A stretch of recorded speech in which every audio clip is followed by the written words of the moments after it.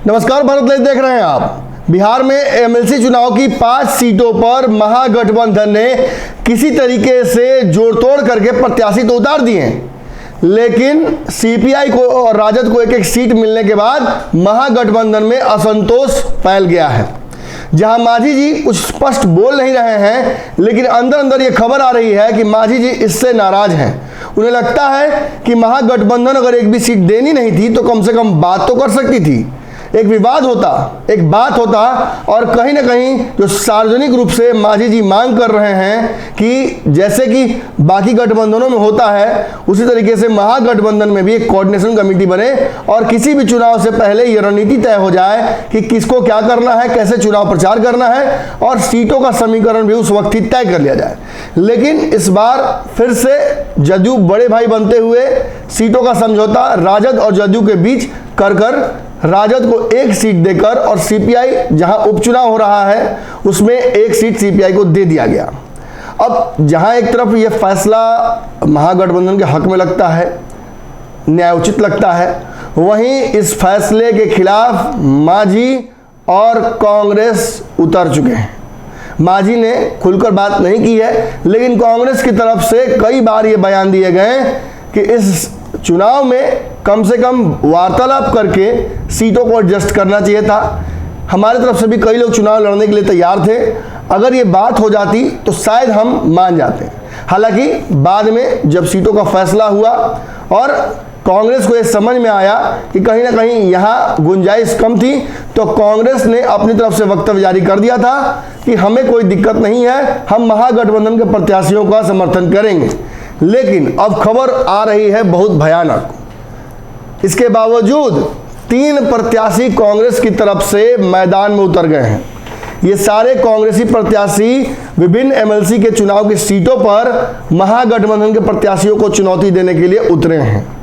खास बात यह है कि पार्टी ने अब तक इस पर कोई एक्शन नहीं लिया है, यानी पार्टी ने इन लोगों को जो दावा इन्होंने ठोका है उसके चलते इन्हें पार्टी से बाहर नहीं किया है, शोकॉज नहीं किया है। हालांकि पार्टी की तरफ से इन सभी से आग्रह जरूर किया गया है कि आप जो नॉमिनेशन करने जा रहे हैं या आपने कर लिया है उसे आप रद्द कराइए, आप महागठबंधन के सेंटिमेंट और गठबंधन धर्म के खिलाफ मत जाइए। क्या है पूरा मामला, आपको बताते हैं। दरअसल बिहार कांग्रेस ने महज एक दिन पहले यह निर्णय लिया था कि पार्टी विधान परिषद की 5 सीटों पर हो रहे चुनाव को महागठबंधन के प्रत्याशियों के प्रति समर्थन करेगी। लेकिन पार्टी के फैसले के विरुद्ध जाकर कांग्रेस के 3 नेताओं ने निर्दलीय रूप से पर्चा भर दिया है। सूचना मिलने पर तीनों नेताओं पर नामांकन वापस लेने की अपील की है। पार्टी ने प्रदेश कांग्रेस ने मंगलवार को एक बयान जारी किया, जिसमें राज्य के अध्यक्ष डॉक्टर अखिलेश प्रसाद सिंह का हवाला देकर पार्टी के नेताओं से एक आग्रह किया गया है कि बयान में बताया गया है कि आला कमान के निर्देश पर प्रदेश इकाई का निर्णय है कि विधान परिषद की जिन 5 सीटों पर चुनाव हो रहे हैं उसमें पार्टी उम्मीदवारों को, जो महागठबंधन के उम्मीदवार हैं, उनको समर्थन करेगी। बावजूद ऐसी सूचना कई जिलों से मिल रही है कि पार्टी को बताए बिना कई पार्टी के नेताओं ने निर्दलीय रूप से नामांकन कर लिया है। पार्टी सूत्रों की माने तो अब तक कांग्रेस के 3 उम्मीदवारों के निर्दलीय रूप से नामांकन करने की जानकारी प्राप्त हुई है। कुछ और लोगों के नाम आ रहे हैं जो नामांकन करना चाहते थे, लेकिन समय खत्म हो जाने के चलते उन्होंने नहीं किया है। बक्सर से प्रोफेसर हृदयानंद नारायण, कोसी से संजीव कुमार झा तथा सारण में रजनीश कुमार ने अपना पर्चा दाखिल किया है। फिलहाल पार्टी ने अपने बयान से संबंधित नेताओं के प्रति चेतावनी या कोई कार्रवाई नहीं की है, बल्कि एक अपील की है, जिसकी वजह से बताया जा रहा है कि शायद कांग्रेस इस पूरे मुद्दे पर महागठबंधन यानी तेजस्वी और नीतीश कुमार को, जिन्होंने फैसला बिना कांग्रेस से कर लिया, उनको एक मैसेज भी देना चाहती है।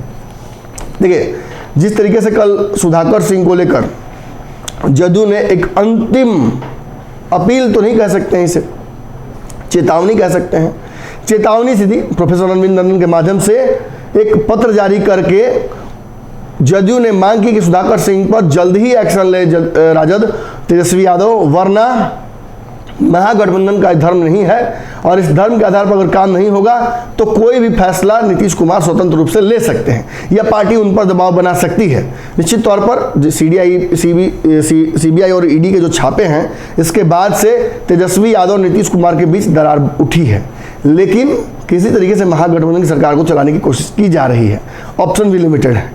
ऐसे में मांझी और कांग्रेस अगर प्रत्याशी उतारने की बात सोच रहे थे तो उसे साधने की कोशिश की गई, लेकिन जहां मांझी जी चुप हो गए वहीं कांग्रेस के इन 3 प्रत्याशियों को उतर जाना कहीं ना कहीं एहसास कराता है कि महागठबंधन में जो दरार है, जितना हम दिखा रहे हैं उससे कहीं बड़ी है। हालांकि कांग्रेस के आला कमान ने प्रयास किया, हालांकि आपको बता दें कि कांग्रेस शुरुआती दौर में बहुत नाराज थी, लेकिन आला कमान तक जब ये बात पहुंची तो उन्होंने शांत करने की कोशिश की और 5 सीटों पर प्रत्याशी जो है महागठबंधन के उनको सपोर्ट करने का आग्रह किया। लेकिन अब परिस्थितियां ऐसी बन गई हैं कि बिहार कांग्रेस के अध्यक्ष ने ना तो इन सारे लोगों पर एक्शन लिया है जो कि पार्टी सेंटीमेंट और कहीं ना कहीं महागठबंधन सेंटीमेंट के खिलाफ जाकर नॉमिनेशन कर चुके हैं, ना ही उनको पार्टी से बाहर निकाला है, उल्टा अपील की जा रही है। तो आप बेहतर समझ सकते हैं महागठबंधन किस तरह बढ़ रहा है। बिहार में जदयू और राजद के बीच तो तलवारें खींची हुई थी, अब कांग्रेस बीच में कूद गई है और ये कॉकटेल पूरी तरीके से महागठबंधन के लिए घातक होता जा रहा है।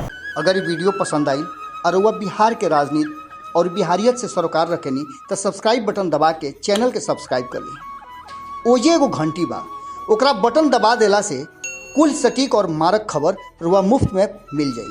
अगर रुआ पत्रकारिता के हमनी के नया प्रयोग में सहयोग कर चाहतानी तो ज्वाइन बटन दबा दी। पेटीएम नंबर नोट कर ली 9386816700। धन्यवाद।